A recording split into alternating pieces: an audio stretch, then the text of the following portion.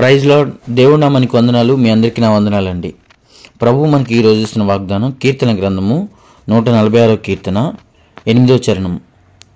యెహోవా నీతిమంతులను ప్రేమించువాడు. Praise lord. దేవుడు ఈరోజు మనకిస్తున్న వాగ్దానం ఏంటంటే నీతిమంతులంట ప్రేమించేవాడంట.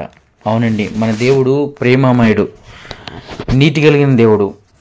అసలు నీతి అంటే ఏంటి? నీతిని ఎలా మనం కనపరచగలం? దేవుడి వాక్యం సెలవిస్తుంది.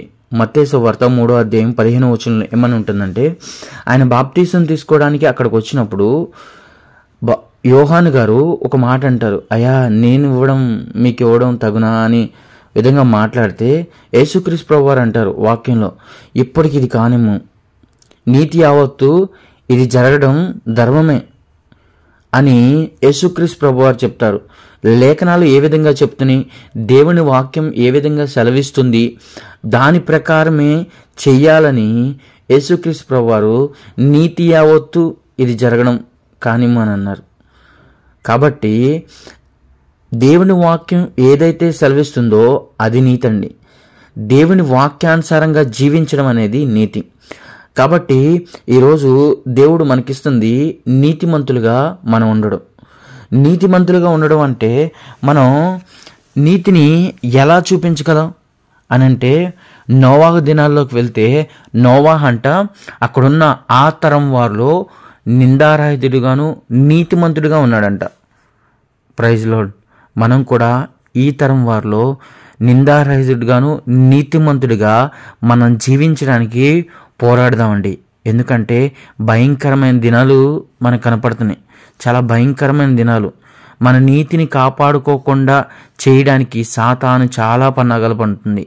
సాతానే కావచ్చు, మనలో ఉన్న కొన్ని దురాలోచనలు, దుష్ట స్వభావం కొన్ని దేవునికి దూరం చేస్తూ ఉంది.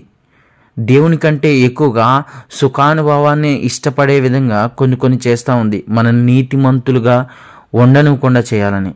కాబట్టి నీతిమంతులుగా ఉన్న వాళ్ళకి దేవుడిచ్చే ప్రతిఫలం ఎలా ఉంటుందంటే, దేవుడు వాక్యం ఏమని సెలవిస్తుందంటే, ఆదికాండము 5వ అధ్యాయము 22వ వచనంలో ఏముంటుందంటే, హానోకు మెతుషాను కలను, తర్వాత 300 ఏళ్ళు దేవునితో నడుచు కుమారులను కుమార్తెలను కన్ను.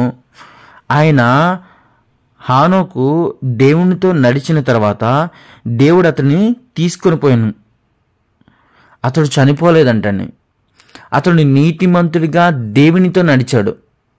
నీతిమంతుడిగా దేవునితో ఎప్పుడైతే నడిచాడో అతడంట చనిపోలేదు, డైరెక్ట్గా దేవుని తీసుకెళ్ళిపోయాడు.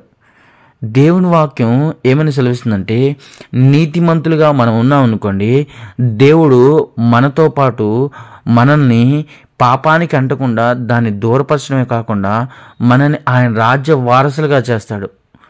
ఒక్క నీతిమంతుడైన నోవాహును బట్టి కుటుంబంతో రక్షించాడండి దేవుడు.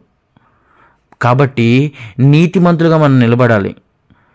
షడ్రక్, మెషక్, అబేద్నెగోలు నీతి కొరకు నిలబడ్డారు, దేవుని కొరకు నిలబడ్డారు. దానియేలు దేవుని కొరకు నీతిమంతుడిగా నిలబడ్డాడు. మనం కూడా నీతిమంతులుగా మనం నిలబడాలండి. నిలబడినప్పుడు దేవుడు ఏం చేస్తాడంటే, పాపానికి మనం అంటకుండా, పాప క్రియలకు అంటకుండా మనల్ని దూరపరుస్తాడు. కాబట్టి ఆయన నీతిని ప్రేమించేవాడు కాబట్టి, నీతిని ఆయన ఇష్టపడే దేవుడు కాబట్టి, మనకు ఆయనకి ఇష్టమైనది ఏందో మనం చేసేవారంగా ఉండంగాక. కాబట్టి ప్రభువు ఈరోజు ఏమని సెలవిస్తుందంటే, యెహోవా నీతిమంతులను ప్రేమిస్తాడంట. నిన్నటి ఒక 2 days బ్యాక్ అండి ఒక ఇష్యూ జరిగింది లాస్ ఏంజల్స్. అక్కడంట బాగా ఉన్న వాళ్ళందరూ ఒక సభని చేసుకున్నారంట, ఒక మీటింగ్ కండక్ట్ చేసుకున్నారు. ఆ మీటింగ్లో అంట, ఈ లోక సంబంధమైన హీరోలు నీకు ఇష్టమా, లేదంటే నీ తల్లిదండ్రులు నీకు ఇష్టమా, లేదంటే దేవుడు నీకు ఇష్టమా, ఎవరు నీకు ఇష్టం అని అంటే 13% అంట ఈ లోక హీరోలకే పెట్టారంట. 3% అంట తల్లిదండ్రులకు ఇచ్చారంట, వీళ్ళే మాకు హీరోలని.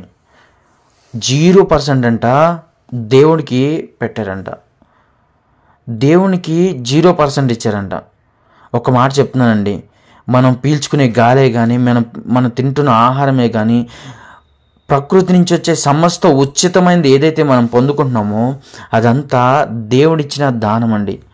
ఆయన ఇచ్చిన దాన్ని మనం అనుభవిస్తా ఆయనకే మనం ధిక్కారంగా ఉండకూడదు. నీతిమంతుడు అలా ఉండడు. ఆ తరం వారందరూ ఎలా ఉన్నారంటే పాపపు జీవితంతోనూ, పాపపు ఆలోచనలతోనూ, పాపపు క్రియలతోనూ ఉంటే ఒక నోవాహు మాత్రమే నిందారహితుడిగాను నీతిమంతుడిగా ఉన్నాడంట. అందుకనే దేవుడు అతని వైపు చూశాడు.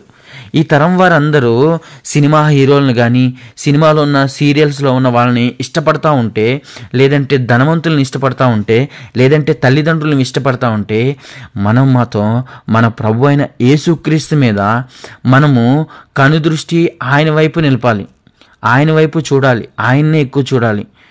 ఎప్పుడైతే వాళ్ళు దేవునికి 0% ఇచ్చి లోకాన్ని అంతా ప్రేమించారో ఆ ప్లేస్ అంతా కారు చిచ్చంట.